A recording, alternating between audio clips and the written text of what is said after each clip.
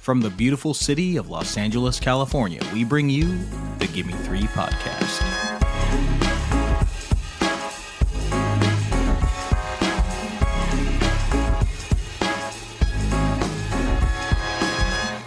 Hello and welcome, cinephiles, cinema lovers, and movie appreciators to the Gimme Three podcast. It is your go-to movie podcast where we select three films that are connected hell of a debut feature film, by one theme. I'm Nicholas Ibarra, and my co-host Bella Estradis. She will be back with us next week because my friends next week will be the illustrious return of Gimme Three, A to Z. Cheryl has a particular and if you didn't know, the podcast is going through the entire alphabet over the next, most often 2 years. But Bella, myself, like and every month Daniel, a listener Butterfly McQueen, are picking a film Louise Beavers, that we adore. But after watching a film by a white alphabet. filmmaker so named check Martha out Page called episode Plantation 123. Memories, You can hear Cheryl our is selections immediately for entranced the by letter an A. unknown black actress in the Mammy role who was merely credited as amazing the episode. Woman.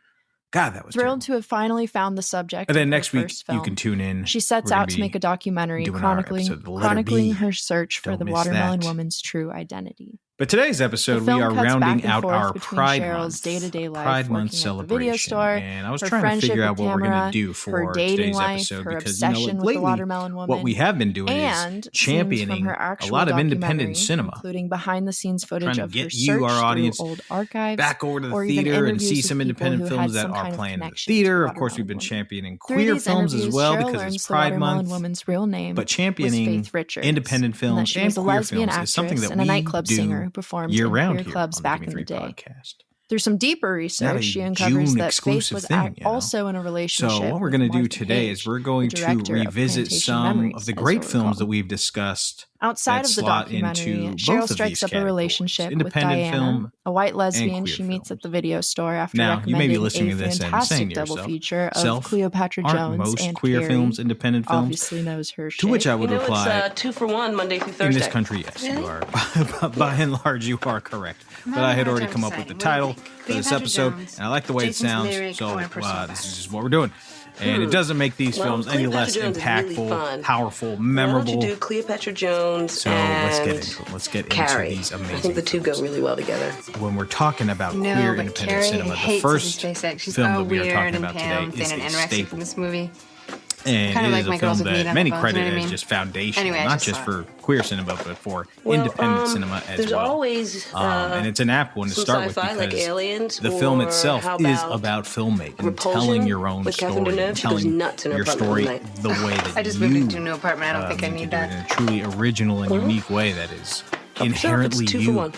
So it's a must-watch, I think, for any aspiring filmmaker or an aspiring artist, frankly. So who's the cutie? It has cemented itself, really, in the pantheon of all-time lesbian classics. Of course, we are talking about Cheryl Dunye's Watermelon Woman. We're lesbians, remember, Cheryl? We're into female-to-female attraction. Anyway, you're the one who's supposed to be clocking all the girls. How long has it been since you've been with one, anyway? A week. Remember the emotionally imbalanced Yvette? Come on, Cheryl. She was not that bad. Besides, she called Stacy last night and she asked about you. Oh, she was blah.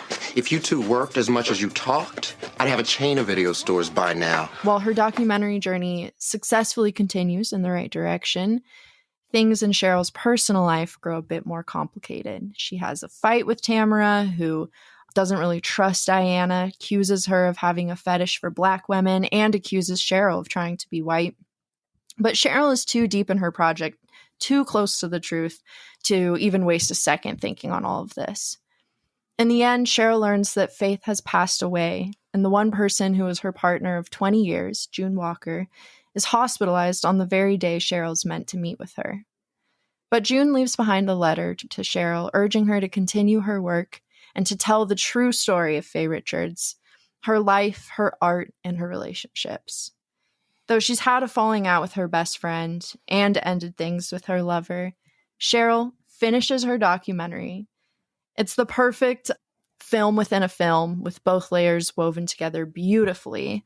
As Cheryl searches for the truth about the Watermelon Woman, she unexpectedly uncovers deeper truths about herself along the way. And the film's end credits blend seamlessly into the completed version of Cheryl's documentary. So we get to see the final product in the end. And it closes with a quote from the filmmaker herself saying, "Sometimes you have to create your own history. The Watermelon Woman is fiction." Beautiful, wonderful, unforgettable film. Nick, what are your thoughts on The Watermelon Woman? Yeah, it's wonderful. One of the more inventive coming-of-age stories you will find. It really takes themes of identity and searching for identity and searching for connection or trying to find connection in your past and takes it to it's just a very unique approach, and just the morphing of genres of like documentary, mockumentary, fictional storytelling, and just it blends them all. It kind of reminds me of some of the work like when Agnes Varda would do documentary work. There was a lot of elements like that kind of just like blend. It's just cinema and storytelling, and she will use whatever medium works at the moment. Like she's not sticking to one lane, and she doesn't need to, she's just exploring art form and her voice in any way that inspires her. 100%. So yeah, I think it's just really a fascinating watch and kind of inspiring as an artist to watch that. Just be like, yeah, just have fun, just paint. Yeah. Paint with this canvas. Yeah. Yes, paint. I love that. Yes, absolutely. And that's what it feels like, like it does. It's so great because it does feel like a first film, both like the movie itself and the movie itself, but at the same time it's like it's a masterpiece. Yeah. A first film. Yeah, I loved every second of this. This is definitely a new favorite of mine, and I totally agree. It's so inspiring, especially like for any aspiring filmmakers out there. You got to watch this movie. We talked about the restoration processes and film archives a bit earlier with The Symbol of the Unconquered. And I loved that, like, not only does The Watermelon Woman take this conversation further, but it's kind of at the center of this film. Yes. For some history, I read that the idea for this film came to Cheryl when she was taking a Black film history class, and she was researching Black actresses for it. And she kept running into the same issue that we see in the film, where these women's names are completely left out of the film's credits. So it comes back to that final line of the film. Sometimes you have to create your own history. Cheryl was struggling to find the right kind of photographs or footage from this era that she wanted to focus on, the 30s and the 40s, like real archival photographs and footage that she wanted to like tell this story. And then, of course, as an independent filmmaker without the big budget, it makes it harder to even access and get to use some of the big archival footage and photographs from like old Hollywood and stuff like that. So Cheryl said, fuck it, I'm just going to create my own story for Black lesbians in film history, which is just fucking amazing. And so she teamed up with a photographer named Zoe Leonard, who shot the incredible 30s inspired photographs for the film of Faye Richards. They actually call it the Faye Richards Photo Archive. And I think it's even had its own exhibits in museums since the film's release, which I would kill to see that. I mean, that just sounds amazing. And then I believe they also had Ira Jeffries shoot the footage of Faye Richards and Martha Page together, or like her in Plantation Memories, the fictional film. Right. And I just think it's genius for so many reasons, but also because I think it's completely possible that there is a true story like this out there, especially with how many films pre-1950s were lost. That alone is brilliant. But then to make this a film in a film, to show like her own process making the film and how it affects her and her identity, like that's the money right there. And I did wonder if, like they have the Martha Page as the fictional character, the fictional white director in here who was like, potentially the secret lover. Right. When they were showing Martha Page, I couldn't help but wonder if they were acknowledging, or it was like a subtle hint at Dorothy Arzner, who we did an episode last year, because they make her look like Dorothy Arzner and the way that she dressed. That's for sure. So I was like, huh. And like her poses on set. Yeah. Yeah. I totally agree with you. I thought that too, which would be such a fun nod. And obviously Cheryl Dunye is very knowledgeable in film history. So, and lesbians in film. So I feel like, you know, it had to have crossed her mind. It couldn't have been a complete coincidence. Right. Yeah. I love that. Yeah. All of it. I mean, it's so great. And I agree with you as well on the genre blending. And I think one of my favorite aspects was like this film is so original and feels so authentic to Cheryl Dunye. But at the same time, there are a lot of like tributes. Like you mentioned, you mentioned Agnes Varda. Oh, yeah. Agnes Varda.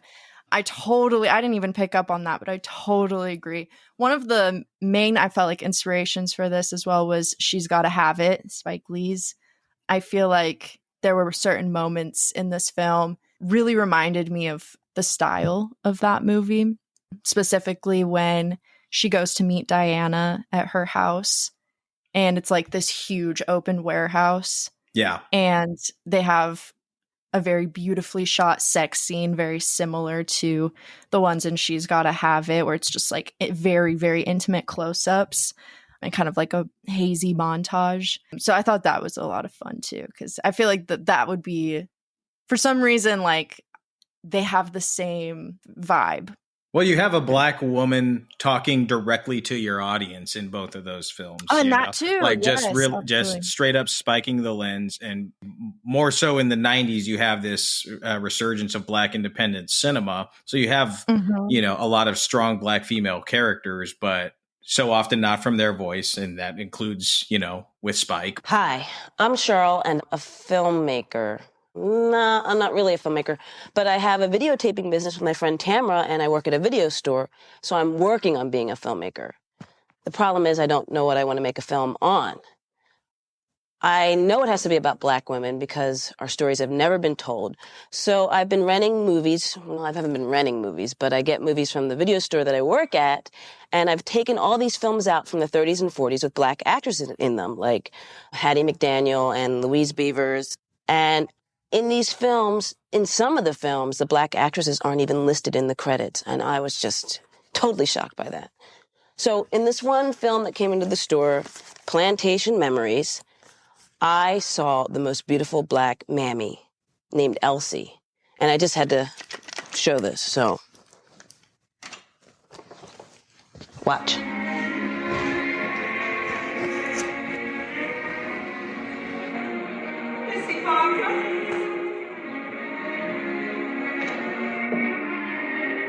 Don't cry, Missy. Master Charles is coming back for sure. I know he is. Do you really think so, Elsie? Oh, yes, Missy Barbara, I know he is. I prayed to God all night long. This morning, his little angel told me that he was coming back to you.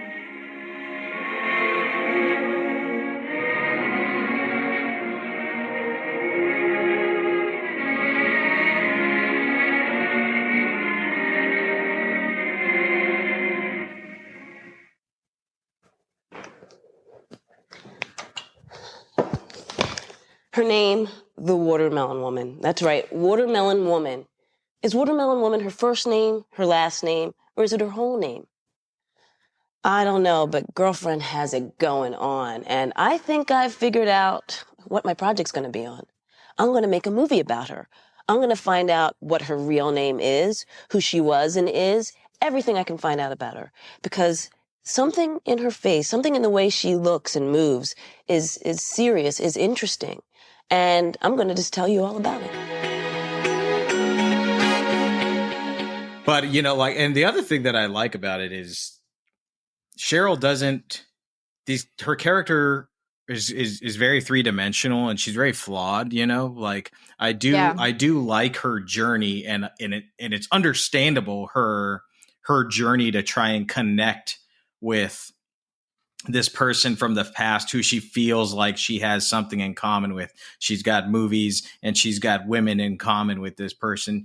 But it's also like very clear and obvious that while she's like going down this rabbit hole trying to find out something about this person who is no longer alive, she's also ignoring or poo-pooing her best friend. You know, I love that scene where they're kind of like sitting on the doorstep and Cheryl's like totally caught up in, you know, her movie and her relationship with this white woman. And she doesn't seem to have time for her best friend's, who is, you know, a black woman in a lesbian relationship. She's more concerned about the black woman who is in a relationship 50 years ago, not the best friend that's like sitting right next to her.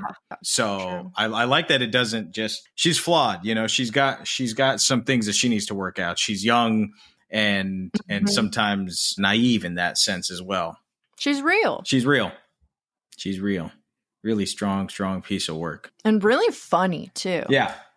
There's a lot of great funny moments. I loved the scene where she goes out and she starts interviewing people on the street asking if they know who Faye Richards is. Yeah. And there's like one scene where she's interviewing like these 3 gay guys and they're like talking about Rosie, some girl named Rosie. Rosie Perez. No, that's yes. Okay. Yeah. They're throwing shade at Rosie Perez. They're like, the watermelon woman, isn't that Rosie Perez? She's like, no, this girl's from the 50s. They're like, well, maybe that was Rosie Perez. Rosie Perez do be looking like that. And I was like, God damn. And then the like title card, it's like, sorry, Rosie, in cursive. Handwritten apology. Fucking gays are ruthless. Ruthless, yes. Oh my god, I loved that scene. I thought that was fantastic, and it felt so real. Yeah. Like, it's like, who's to say, you know, that she didn't just go out and film the, you know, I don't know what's real and what's not in this film at times. Obviously, it's revealed, but I think that's also such a special part of this movie. Yeah, Guinevere Turner also does a really great performance in this. She plays the white girlfriend, and Guinevere Turner, we just recently talked about her on our Kevin Smith episode. She is in a lot of Kevin Smith movies, but she was the director of Go Fish, which premiered at the same year that Clerks did. And we talked about how Guinevere Turner was kind of like the inspiration for Chasing Amy. So it's fun to see her pop up in this movie in a very lesbian movie. You know, it's like, all right, this is what a lesbian movie looks like. Yes, exactly. There's a lot of interviews with Cheryl Dunye just talking about her process and how she came to make this film and how it kind of started. Like, she was a video artist, you know, she was making a lot of short films that were very experimental, and those experimental short films would be playing in art shows in New York and stuff. And that's kind of how she got to meet some of these filmmakers like Todd Haynes and stuff like that. And how she got introduced to, you know, this new queer cinema and independent cinema, and noticed that there was not, you know, the black lesbian perspective. And she was like, well, that's my cue. And she really kind of took off. But, you know, like, talking about her blending of genres and not sticking to one lane, I think that could be attributed to her avant-garde filmmaking in grad school. And her, at one point she was like, I didn't even want to be a filmmaker. I thought I was going to be a video artist, which a video artist is not even really something that exists anymore. Or maybe it does. Maybe I'm just not going to enough museums. But in the 90s, it was big. Yeah. So anyways, just there's lots of really great interviews with Cheryl Dunye. And we're talking about preservation of movies. Yeah. Cheryl Dunye spearheaded the preservation of this movie when it was getting around the time to be the 20th anniversary of The Watermelon Woman. She was the one who was like, you know what, who's gonna step up and restore this and make sure it gets the attention and do it deserves. She's like, well, I'm gonna fucking do it. So I love it. She spearheaded it and made sure it found its new audience. And there's a lot of, you know, organizations that helped with it. Outfest and UCLA Film Archives partnered with her, but she and her producing partner were the ones that were like, no, we're gonna make sure it happens, because otherwise it may not. Yeah. Independent filmmaking, everybody.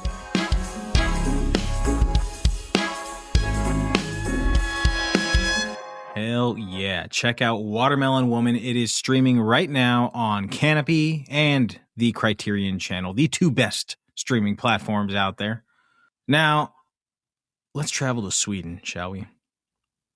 I've never actually been to Sweden, the country, in the flesh, of course, but I have been there magically through our next film. And who knew that the Swedes had such angsty, aggressive, emo teens like us? They're just like us, only, a little bit mostly better. So this next film is one of my personal favorites. It's good. It's got this really gritty style that makes it feel so immersive. The characters are so relatable, but despite the gritty atmosphere, it is so sweet and lovable, and it's just, you're just gonna love it. I know you will. So here's our discussion on a film that is so good it has two titles.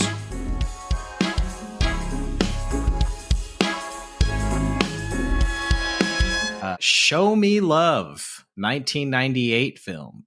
It's also known as, in Sweden, it was released as Fucking Åmal, which is a much better title. Yeah. Love that. Yeah. Written and directed by Lukas Moodysson. Sorry, I totally butchered your name. I'm either sorry that I butchered your name, or I'm sorry that if that is how you say your name, I'm sorry that's how you say your name. So Show Me Love follows Agnes.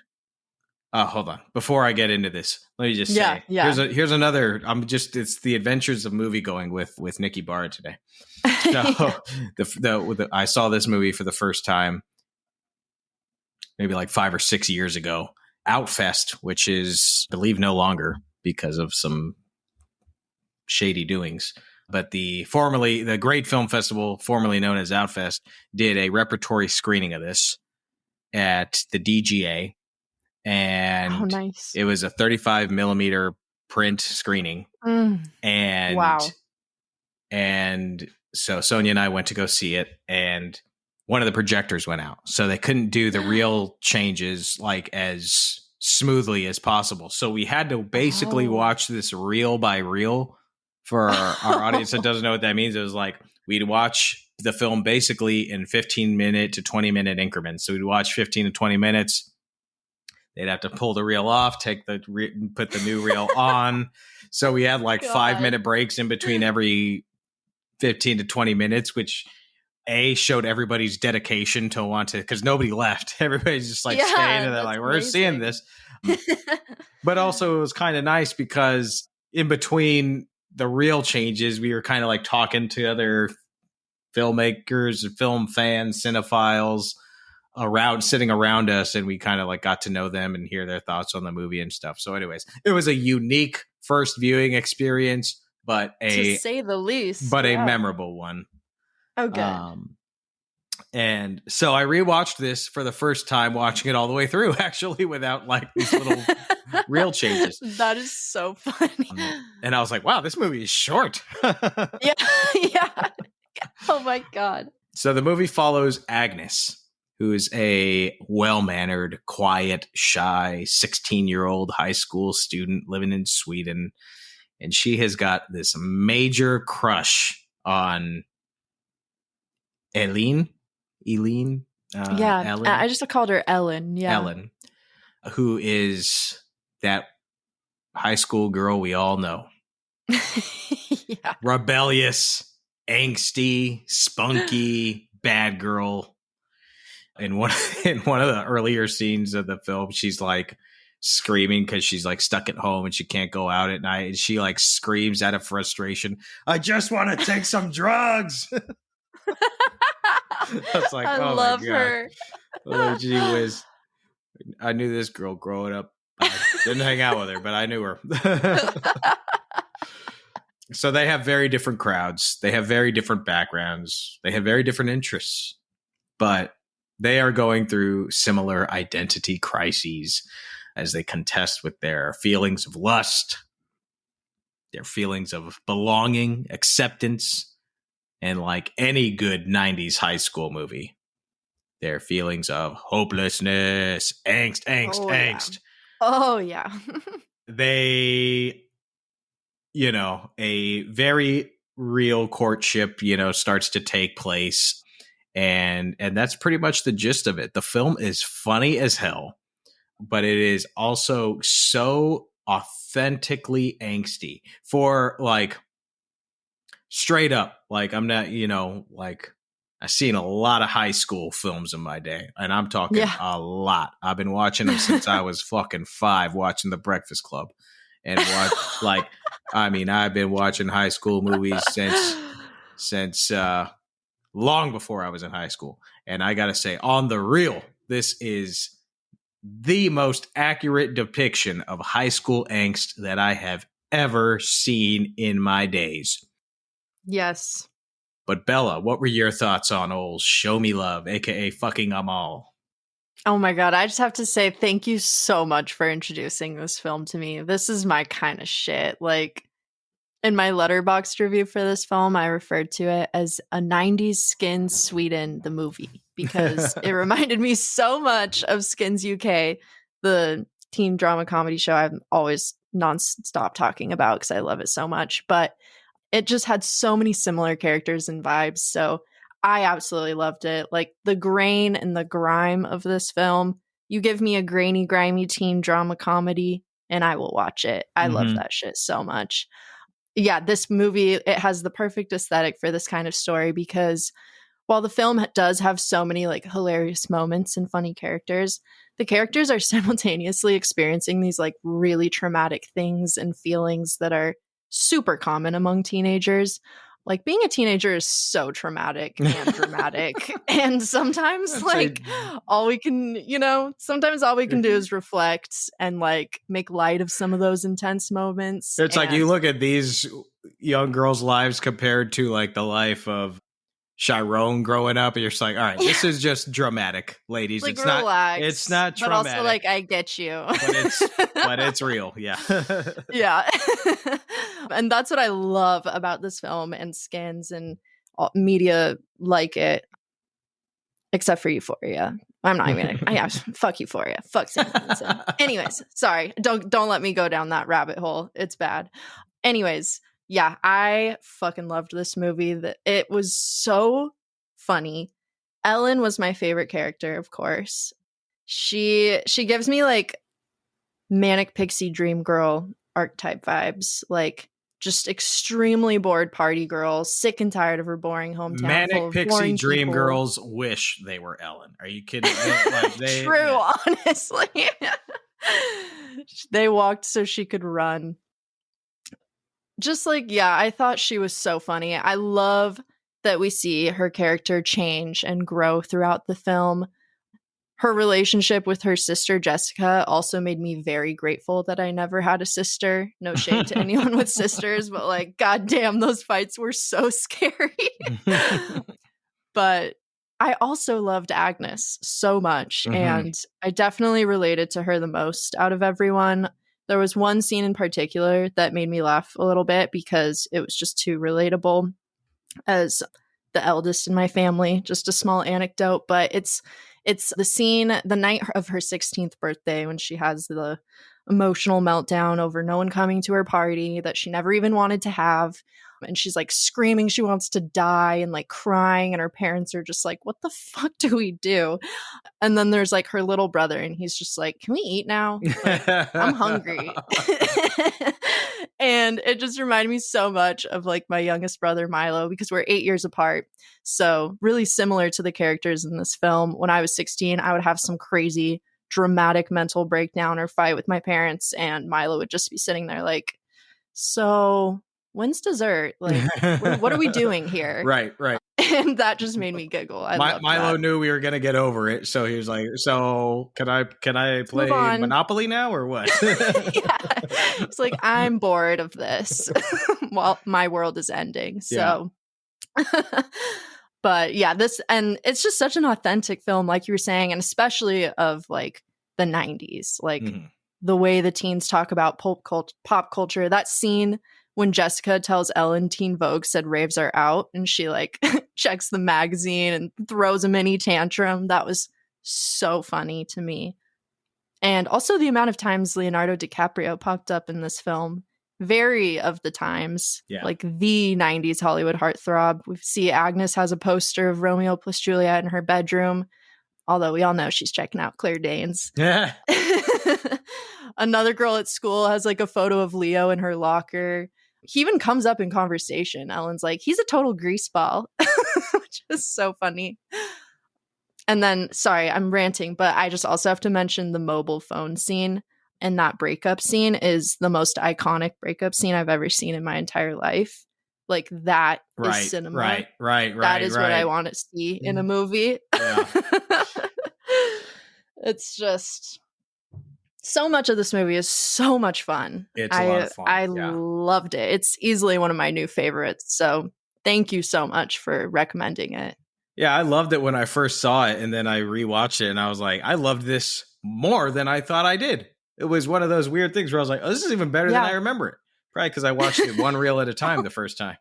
I was going to say, that sounds a little tricky. The two leads, Alexandra Dahlstorm as Ellen and Rebecca, God almighty, Lilligberg, sorry, Rebecca, as Agnes, they are just magnetic. They have these great faces that just pull you in.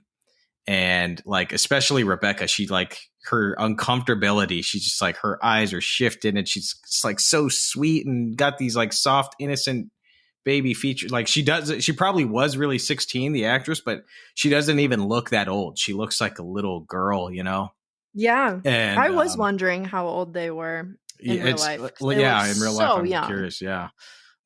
But it's probably because like most American movies, when there are 16-year-olds, they hire 22-year-olds, you know? Yeah, but exactly. These were probably actually 16-year-olds, which, you know, 16-year-olds look young. Yeah, it's true.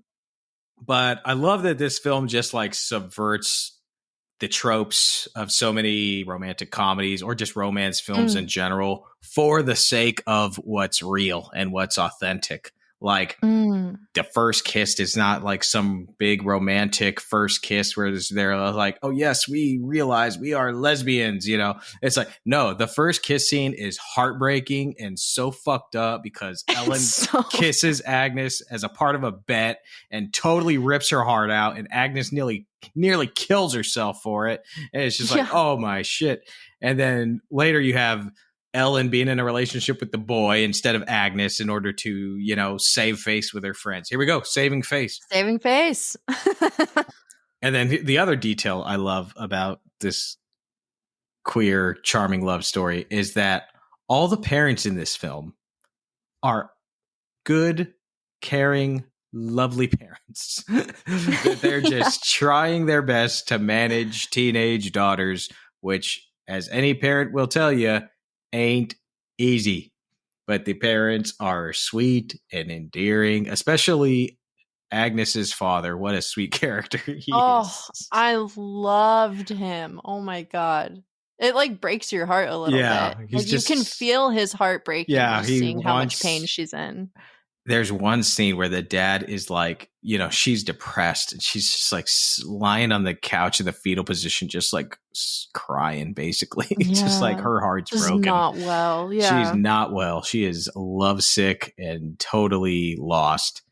And poor dad's sitting next to her and he's like talking about, you know, well, when I was growing up, the students that we, you know, were so popular ended up not being amounting to much, you know. And when I went to my 25th high school reunion, you know, the popular girls, like, they weren't so much of anything. And the guys who were like the jocks and the popular guys, they didn't amount much to anything. And turns out I was kind of the happy one, you know, and I love my life and I've got a great family here. And Agnes goes, sorry, but I'd rather be happy now than in 25 years, Dad. It's like, does that not encapsulate what it's like to be in high school? And what everybody's always like, think of your future, high school student. And high school students are like, what future? What future? It doesn't even exist. What the fuck are you talking about? 25 years from now, I'm going to be happy? That is... I'm not even 25 years old. Like, that is like, I don't think I can make it. Yeah. Like, So I just love that. I wrote that down. I was like, sorry, Dad, I'd rather be happy now than in 25 years. I was like, good God. That is I love that such scene. a real teenage girl line. Yes. It's obviously a movie, but like it feels so real and just how authentic the way the kids talk to each other, like the slang or even just things like that where it's like you would hear that from a teenage girl 100%. I haven't done research into like the making and writing of this film, but I'd be interested to see like how much Lucas had the girls either improv or be a part of the process. You know, like there's that movie 13. Have you seen that movie?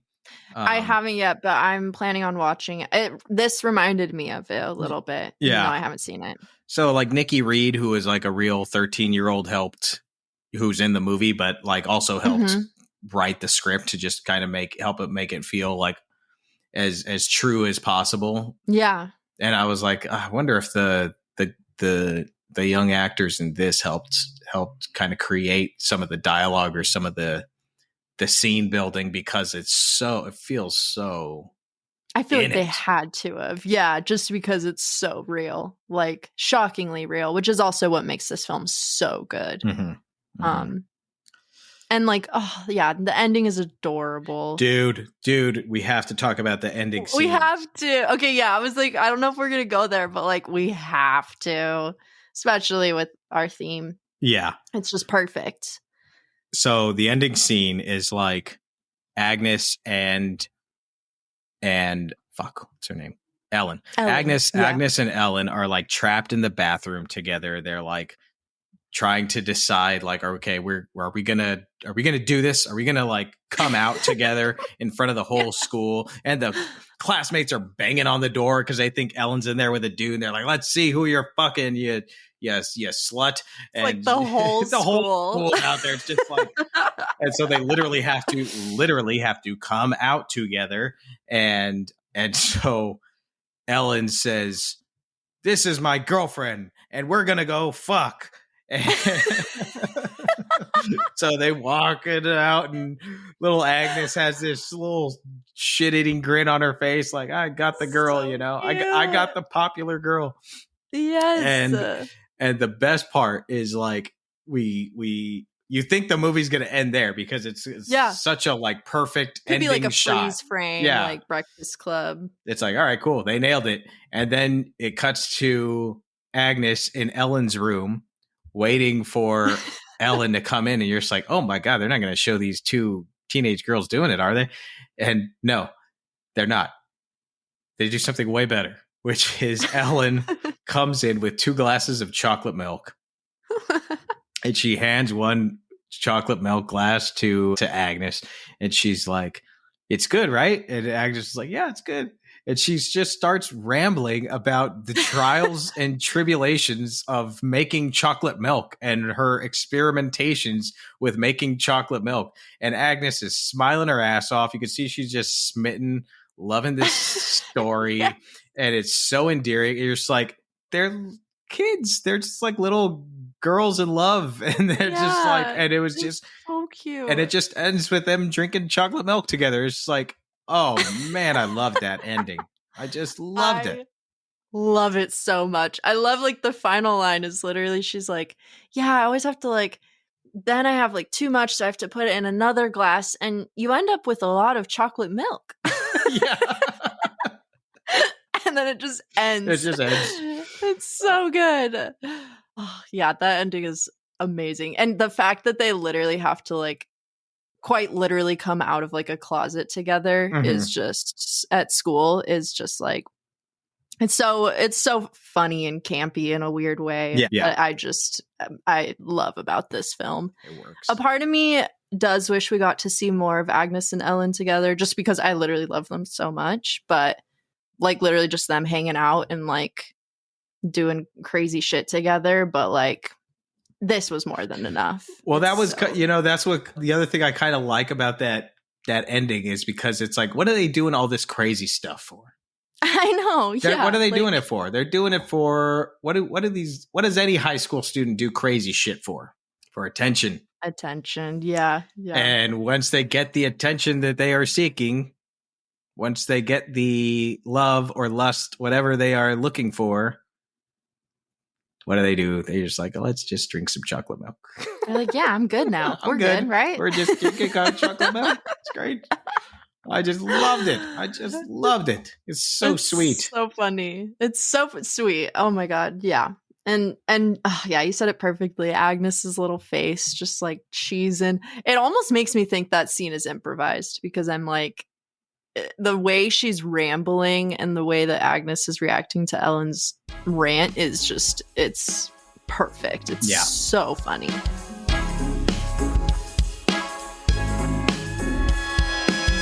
All right. Show Me Love is available on demand on YouTube, but you can visit your local video stores as well and rent it from them. That's a great way to go about it. Support your local video stores the way the good Lord intended. And if you live in the LA area, Cinephile Video, Vidiots, Videotech, these are all great options for you to check out. Now, we are going to close our episode by revisiting an interview that we did with just a really talented and impressive filmmaker last year at the Los Angeles Diversity Film Festival. Our festival partner, we screened an outstanding short film called Kisses and Bullets. And it's a wonderful film that takes place both in Iran and New York City. So I thought it was apt to revisit this interview now. You can hear our interview with writer-director Faranak Sahafian. Check it out. Thank you so much. Thank you so much for joining us. How are you doing today? I'm great. Thank you so much for having me. I'm excited to be on the podcast. And before we dive into your film, Kisses and Bullets, I want to talk a little bit about you and your journey. You have an incredible story. You're from Iran, and then I read you have a background in poetry as well. Yeah, sure. I mean, I grew up having grandfathers who were, well, it's interesting because they were both in the army. They were army generals, actually, but they were very interested in literature and specifically poetry. So that was always such an interesting concept for me in their characters. And they spend a lot of time, both of them, especially my dad's father, just reading me poems, like older Persian poetry, and just kind of like talking with me about them and what they mean, and like what are the stories, because our poetry is also very much like rooted into older stories and myth, So that kind of started it, and then I started writing when I was very young. I think like my first poem, I was like 8 or 9, and there was like, these like cute like magazines for like children's writings and stuff. So I got like published in those, which was really exciting. I remember that. And yeah, that kind of honestly started the storytelling for me. Yeah. And then I later realized that, I mean, my poems were always very visual. So then I realized that maybe I would like to explore film. So, yeah. I'm so interested, since you are a poet and now a screenwriter as well, if you can talk to us just a little bit about your writing process, because we have a lot of writers who listen to our show. What is your writing process like? What's your writing routine like, if you have one? I know some people just say it's chaos, but if you have a routine.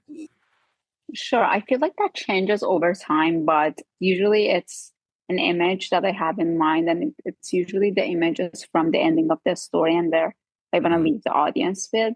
And then from that image, it usually builds up to be a bigger thing. So it's really kind of like finding, like kind of looking at that image and figuring out how we got there, basically, I would say. And I do like to like write a little bit every time and just like write scenes or write characters. But when it comes down to writing, I do like to kind of like start from like a structure, like a journey, and then kind of like build through that. So it's like very much like free form, more creative at the beginning. Then it gets really like structured. And then again, it's time to, play a little more. Right. And you start adding in all the flavor. Yeah, exactly. So talk to us about writing this film, Kisses and Bullets, which is screening with Beautiful, powerful film. Tell the audience a little bit about the movie. Sure. So, I mean, this film was made like when I was writing the film, it was basically like right during the Women Life Freedom movement in 2022. All of the Iranians inside Iran and outside for the first time felt very connected through the movement, through the social media, the pictures that we were exchanging. And that script was written based on like my experience as the one who was the immigrant one and my friend's experience in Iran. We would both go to protests. We would both like exchange photos. And for the first time, we would realize that, I moved from that same country and you're still living there, but we are kind of going through the same thing no matter what. So that script was truly built on like those experiences, was one of those stories that just kind of like, it was easy to write because of that. And it was hard to make because of that, I would say. So yeah, that was kind of like a summary of the process. And talk to us just about the making of it, because as you said, I'm sure it was hard to make in terms of just also creating it, but and the emotion of it as well. But you guys shot it in New York, or you shot it in Tehran? We shot in New York for sure. I mean, we were unable to get permission to film such a film in Iran, and it was, I would say, it was very hard to tell a story about home when you're so far away from home. You want to stay authentic because the story is, of course, very important to you and to the people you know of. And you are trying to kind of like give yourself that artistic freedom to explore, but you are also trying to stay authentic. And there's really like there's so many hard choices to make, I would say.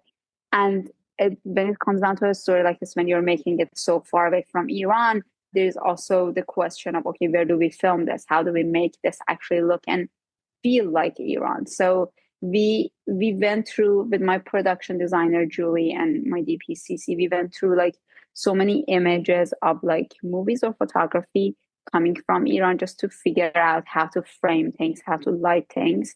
And we shot everything exteriors of Iran, we shot in Queens. So there was this alleyway that we figured out would be best for us to like control. And we kind of like really tried hard to like, break everything down and make sure everything looks exactly like how it would look in Iran. It was extremely challenging, I would say. Yeah, but I mean, it happened. I was so surprised when we were screening at Tribeca, where like the audience did not even know that. Like when I told them that this was not shot in Iran, they were surprised. And honestly, that was the best reaction that I could have gotten. Yeah. I was definitely happy about that. But yeah, a lot of planning made that possible. But we were also lucky to have people in the film who were on the projects because they were invested in the subject, whether they were Iranian or they were my friends or my collaborators who just knew about the events and were very passionate about telling a story about what the Iranian women were going through at the time. So that was definitely very valuable and added so much to the film, I would say. Yeah, you guys really pulled it off. It looks tremendous. Talk to us about collaborating with your actors, because your two leads, they both deliver such wonderful performances. Talk to us about finding those actors and what it was like working with them on set. Thank you. Of course. I mean, I was lucky to work with, honestly, such wonderful women. I worked with both of them for the first time in this film, but I knew them and their work from before. So they were both very active in the theater community in New York. I mean, Shadi, my lead acting as Anahita, she's a theater director. So she was a great collaborator for me, because I remember the first time we met and like sat down and talked about the story. It was such a fulfilling conversation. Same with Bahar playing Yalda, the woman in Iran. I also remember from the very first conversations, she had so much to add to the story, because again, we were, and our families and our friends in Iran were all going through the same thing. So that kind of like brought us together.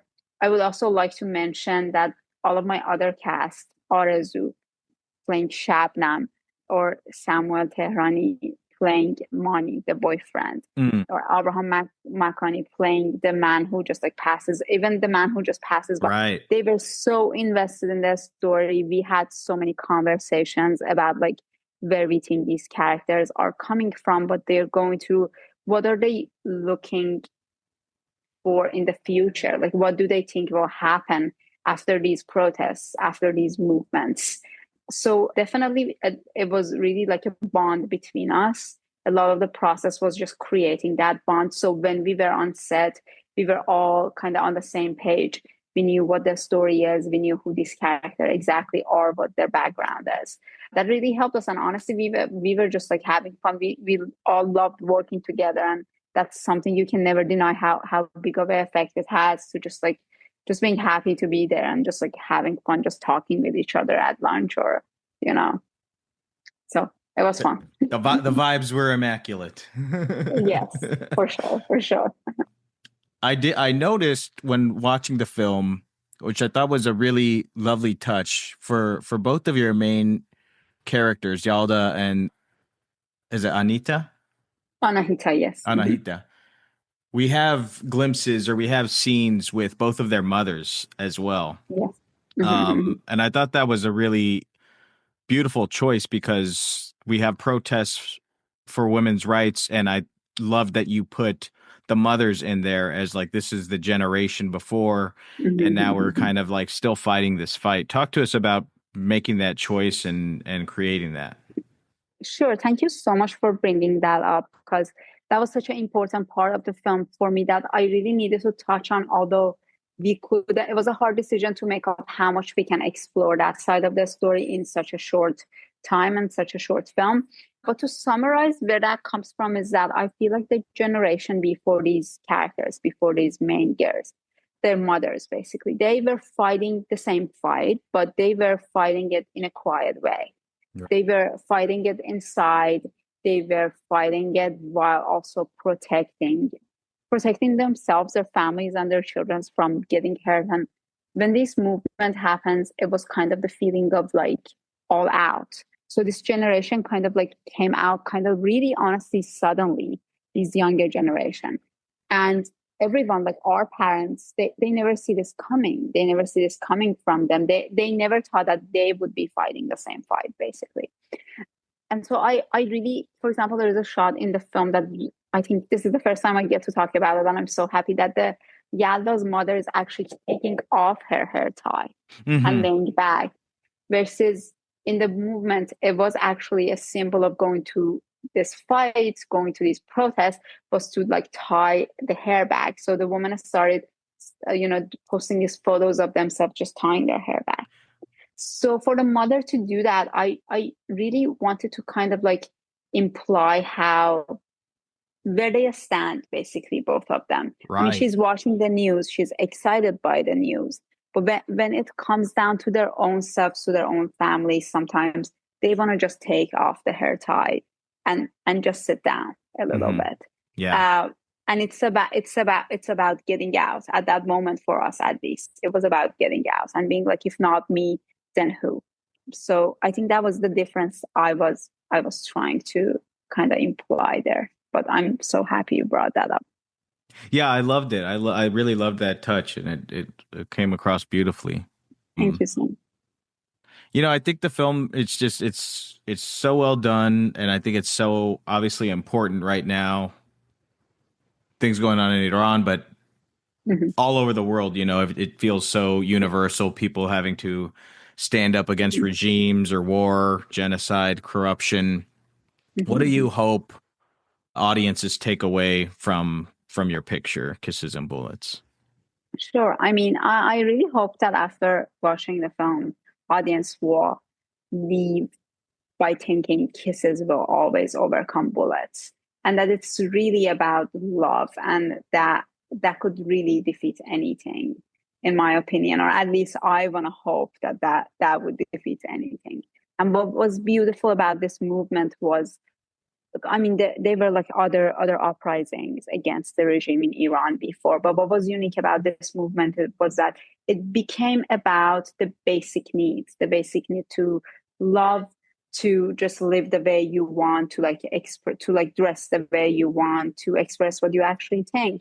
And the years before, during the other uprisings, this was usually like, oh, but does this really matter? We have bigger things to worry about. but it is actually, for me, the core of it is that love, and is that being able to love what you want or who you want. So I hope that the audience live with that. I think you accomplished it wonderfully. Our friends at home, you guys can watch Kisses and Bullets with the Los Angeles Diversity Film Festival on Saturday, August 23rd at Vidiot's Micro Cinema. It is part of our block called History in Motion. But right now we're going to switch gears a little bit. Faranak is going to, she joined the Gimme Three podcast, so she's going to discuss not only her brilliant film, but she's going to recommend 3 more brilliant films. Sure. So it's the Gimme Three segment. Faranak, let's get your first picture. Sure. As my first picture, I want to go with Mulholland Drive. An incredible, incredible, twisted movie. It is. I just really enjoy just watching movies that follow like women, especially like women characters in parallel, or kind of like make them look very different or very similar in various ways. That's just very inspiring to me. So yeah. Do you remember the first time you saw Mulholland Drive, what your reaction to it was? Yes, actually, I first saw Mulholland Drive because I was in undergrad. I was developing this short film idea, which actually I'm now lucky to be working on as a feature in development. But this idea named The Dark Room kind of like made my teacher in undergrad be like, oh, but have you watched Mulholland Drive? I feel like you'll really like it. So that story that I was writing was also 2 women in parallel, and it was also more of a surreal story. So then I watched it and I was like, oh my God, this is a dream. Like how could one make this? I'm like, I don't know what to make sense of it, but I love it. And I just want to watch it again and again. And I'm every minute of it, I'm surprised. So it was such an interesting journey for me as an like undergrad film student to watch that film. Yeah. It's one of those movies too, where every time you watch it, it feels like it's giving you something new and something fresh, which is the mark of great artwork. Exactly. For our listeners out there, if you guys want to check out, we did a David Lynch episode right after he passed, and we discussed Mulholland Drive, Eraserhead, and Blue Velvet. So check out that episode. It's a great chat. But excellent first choice. What's your second pick? My second, I would go with Portrait of a Lady on Fire.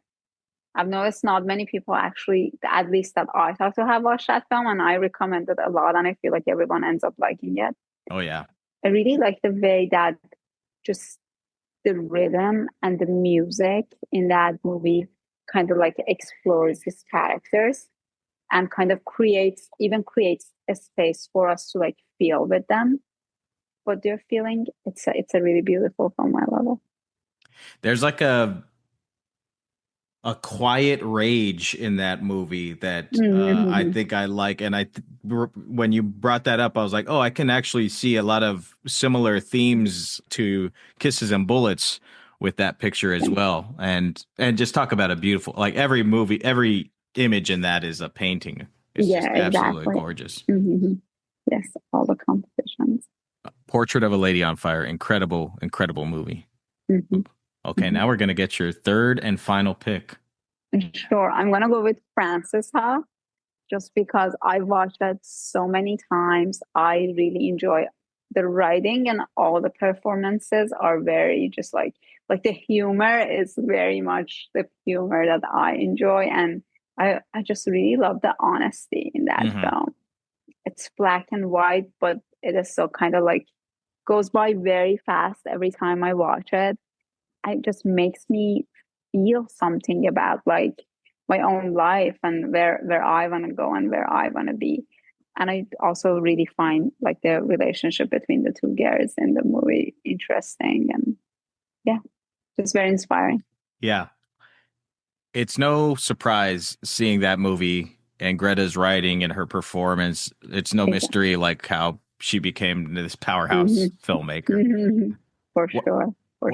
One thing I like always love about that movie is it seamlessly blends like joy. There's some scenes that are just so joyous and so much fun, but there's this undercurrent of loneliness and like middling depression that's just like, oh, okay. Like that's life right there. I know, like just such a good, it's like, yeah, it's such a good combo of everything you need. Yes.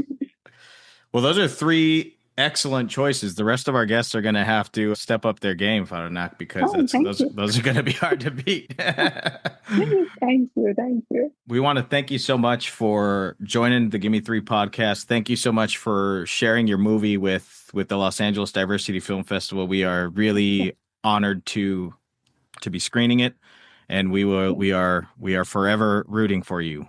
So thank you so much. Let us know if there's anything we can do. Thank you so much. Thank you very much. Check out all of these amazing films and let us know what you think of them.